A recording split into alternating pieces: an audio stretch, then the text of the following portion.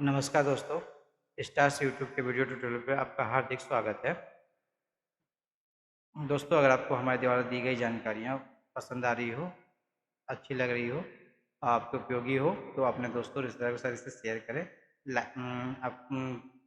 और इस वीडियो को लाइक करें, कमेंट करें, सब्सक्राइब करें और इस चैनल के बेल आइकन को दबाकर के प्रेस कर दें ताकि भविष्य में आने वाली आपके हर वीडियो का नोटिफिकेशन आपको मिलता रहे। दोस्तों, आज का हमारा टॉपिक है एविडेंस। What is evidence? क्या है एविडेंस? दोस्तों, जैसे कि एविडेंस एक्ट 1872 सेक्शन 3 कहता है कि जो भी कोर्ट की कार्रवाई के दौरान यूज़ किए जाते हैं, चाहे वो मौखिक गवाह के तौर पे हों या डॉक्यूमेंट्स के तौर पे हों या इलेक्ट्रॉनिक्स फॉर्म्स में हों, वो सभी चीज़ें एविडेंस के तहत आती हैं, जिन्हें मौखिक गवाही ओरल एविडेंस के तहत दर्ज की जाती है। Electronics record, papers, documents etcetera सब डॉक्यूमेंट्री एविडेंस के तहत दर्ज होते हैं। एविडेंस को कैटेगरी वाइज 2 पार्ट में बाँटा गया है, oral evidence and documentary evidence. जैसे कि हमने बताया कि it should be noted that evidence can be both oral and documentary and also electronics record. Electronics records भी can be presented in the court as evidence, which means that even in criminal cases, evidence can be presented by ways of electronic record. This shall include video conferencing. जी हाँ, अगर video conferencing के माध्यम से भी इसको ये किया जा सकता है, ठीक है। यानी वीडियो कॉन्फ्रेंसिंग का रिकॉर्ड भी आप उसमें लगा सकते हैं, जो कि इलेक्ट्रॉनिक रिकॉर्ड होता है, वो भी एविडेंस में ही काउंट होगा, ठीक है। मौखिक एविडेंस, ओरल एविडेंस गवाह के द्वारा गवाही कोर्ट में चल रही प्रोसीडिंग के दौरान गवाही के माध्यम से, इंक्वायरी के माध्यम से जो भी बात मौखिक रूप से कही जाएगी वो सब ओरल एविडेंस। पेपर के माध्यम से लगाया गया डॉक्यूमेंट्री एविडेंस, और इलेक्ट्रॉनिक्स रिकॉर्ड अगर है तो इलेक्ट्रॉनिक एविडेंस भी डॉक्यूमेंट्री एविडेंस में काउंट होता है। चाहे वो आप वीडियो कॉन्फ्रेंसिंग का ही क्यों ना लगा दें, वो इलेक्ट्रॉनिक एविडेंस ही में आता है और एविडेंस में आता है, ठीक है दोस्तों। अब हम बात करते हैं, जैसा पिछले हम लोग ने वीडियो देखा था, इसका प्रयोग आप कैसे क्या कर सकते हैं। एविडेंस तो आप समझ गए। अब पिछला जो हमारा टॉपिक चल रहा है, मोस्ट इम्पॉर्टेंट टॉपिक है सीआरपीसी 340, जो परजुरी का केस होता है। इसलिए कहा जाता है एविडेंस में भी कि कभी भी आप कोर्ट में गवाही दें, सबूत दें या साक्ष्य के तौर पे कोई भी दस्तावेज एफिडेविट दें, तो झूठ ना बोलें, क्योंकि कोर्ट इसमें सीआरपीसी 340 के तहत कंटेम्प्ट ऑफ कोर्ट यानी परजुरी का केस करती है।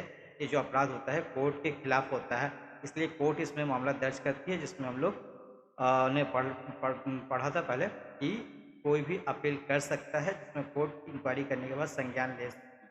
हाँ, यहाँ पे एक मिथ्य उठ के आ रहा है, कुछ लोग क्वेश्चन पूछ रहे हैं, क्या सर सीआरपीसी 340 में सिर्फ जज साहब ही कोग्निजेंस ले सकते हैं, और अगर मान लीजिए जज साहब का ट्रांसफ़र हो जाए और वो चले जाए, तब उनको तो बार बार गवाही में आगे इसके केस में आना पड़ेगा? तो जी नहीं, इसमें भी ऑप्शन दिए गए हैं। अगर जज साहब कोग्निजेंस लेते हैं इंक्वायरी के बाद, तो वो अपने अधीनस्थ कर्मचारी जो कि उस कोर्ट में मौजूद थे जब उस समय वहाँ पे गवाही हुई थी, जो लोग मौजूद थे, उनमें से किसी को भी कि इस केस का गवाह के तौर पर केस दर्ज के माध्यम से केस दर्ज करवा सकते हैं, या जिसके खिलाफ ये कार्रवाई के दौरान ये झूठी बातें कही गई है, उसके से भी बॉन्ड के तौर पे भरवा के कि आपको जब बुलाया जाएगा गवाही में, आपको वहाँ प्रेजेंस होना है, तो उससे भी, यानी विपक्षी पार्टी को जिसे फंसाने के लिए कोर्ट में झूठ बोला जा रहा था, और उसने कोर्ट में अपील किए हैं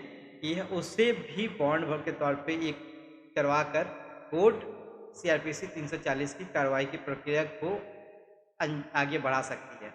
ये ऑप्शंस अवेलेबल है, ठीक है।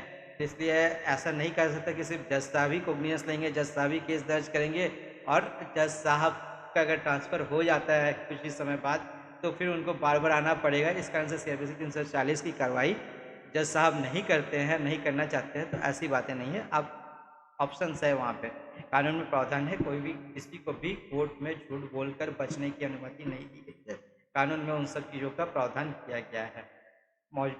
जज साहब के अधीनस्थ कार्रवाई करने वाले मौजूदा कोर्ट के कर्मचारी या विपक्षी पार्टी से भी बॉन्ड के द्वारा तय करा कर कि आपको जब भी इस कार्रवाई 340 के कार्रवाई होगा, जो नए केस दर्ज होंगे उसमें आपको आना पड़ेगा।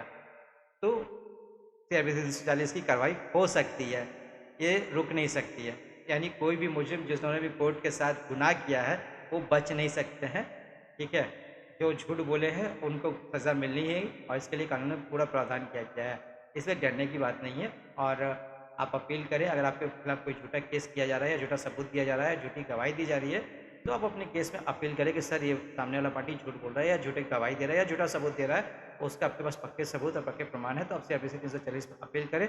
और एविडेंस एक्ट 1872 जो सेक्शन 3 कह रहा है, इसको ध्यान में आप ओरल एविडेंस, डॉक्यूमेंट्री एविडेंस का भी इस्तेमाल कर सकते हैं, क्योंकि IPC 193, 194, 195 के तहत सजा का जो प्रावधान है वो इसी के लिए प्रावधान है।